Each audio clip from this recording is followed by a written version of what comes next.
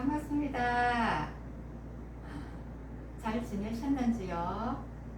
오늘은 복화경 제사 신해품에 대해서 한번 이야기하겠습니다.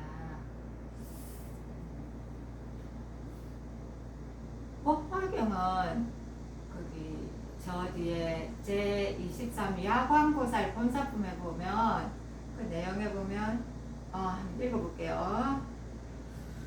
수왕하여 이 경은 능히 모든 중생을 구원하는 것이며 이 경은 모든 중생들로 하여금 모든 괴로움을 여의게 하며 이 경은 모든 중생들을 이익하게 하여 그 소원을 만족해야 하느니라. 예, 모든 중생을 구원하는 경이라고 합니다. 그리고 이걸 읽고 이렇게 공부하다 보면 소원도 이루어지신다고 하시네요. 그러면 오늘은 제사 신해품에 대해서 한번 이야기해 보겠습니다.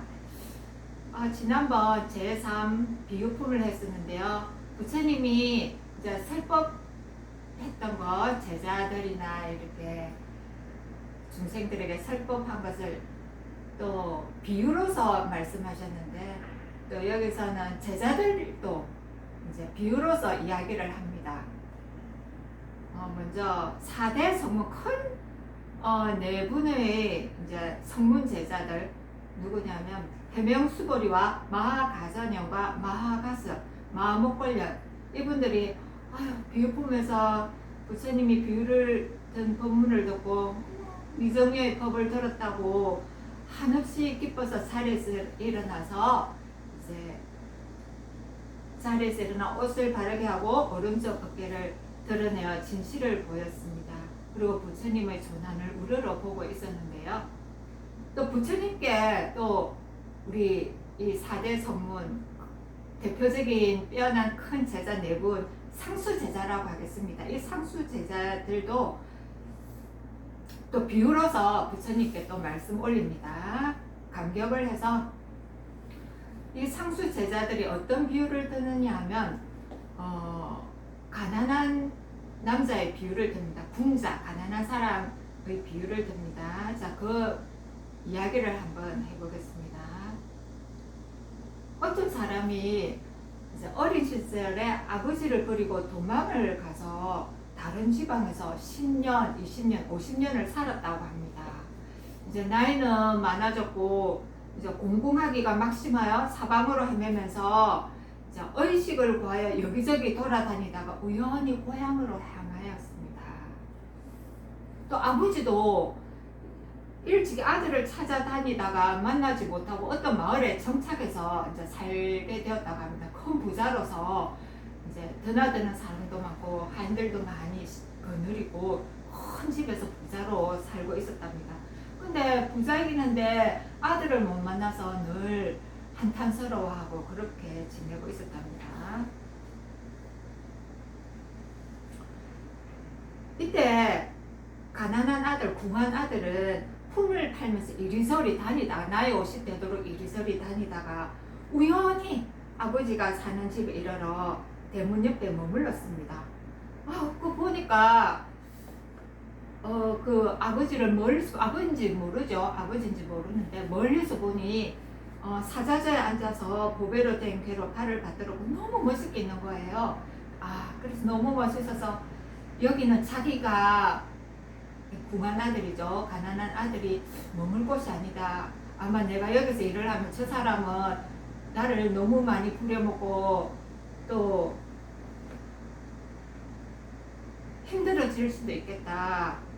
자기랑은 맞지 않겠다. 그 아버지가 큰 세력을 가진 것을 보고 두려운 생각을 품고 이제 떠나려고 합니다.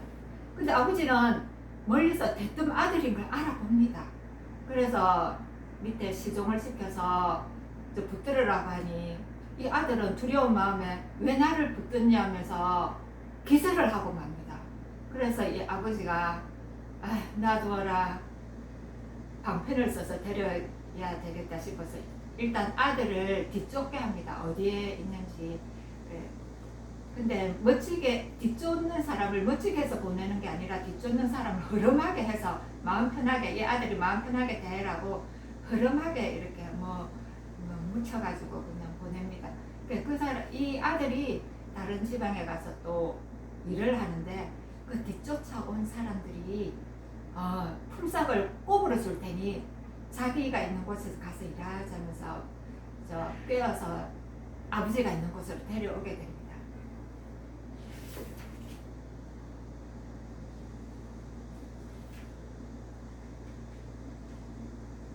그 아버지는 이제 자기 집에서 일하는 아들을 보고 마음이 용렬한 줄 알고 자신의 화로운 부귀영화가 아들에게 두려움이 되는 줄 알아서 아들인 줄 알았지만 내 아들이다 밝히지 않고 일을 시킵니다.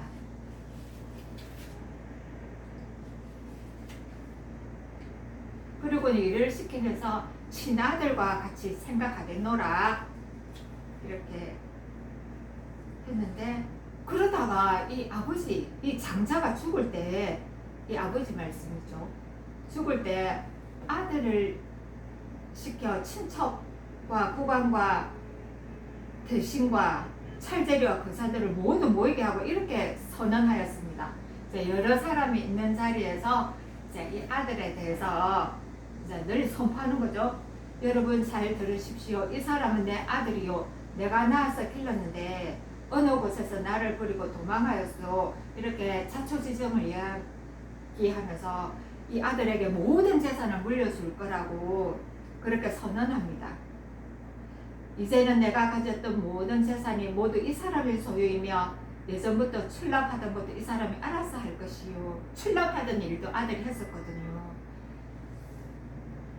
이때 궁한 아들은 아버지 이러한 말을 듣고 크게 기뻐서 이 재산에 대해서 아무런 바람도 없었는데 이제 이 엄청난 복의 창고가 저절로 돌아왔구나 하고 말하였습니다. 자, 이게 아버지와 아들 비유인데요. 자, 여기서 이제 제자들이 그럽니다. 세존이시여 거부 장자는 곧 열애이시고 저희들은 부처님의 아들과 같습니다.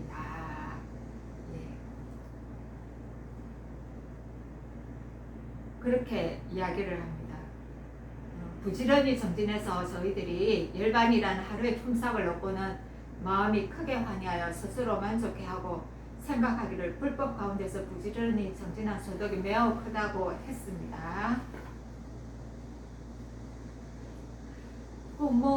우리도 부처님께서는 저희들이 소승법을 좋아하시는 것을 아시고 방편으로 저희들의 건기에 맞춰서 설하셨지만 저희들은 참다운 부처님의 아들인 줄 알지 못했는데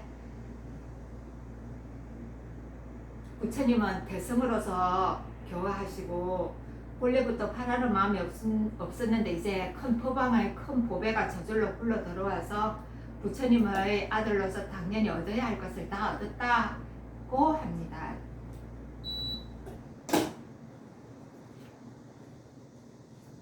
부처님은 모든 법의 자유사자시여 중생들의 모든 영락들을 속속들이 아시고 그들의 뜻과 힘에 알맞게 맞추시어 한량없는 비유로서 법을 설하십니다. 이렇게 말했습니다.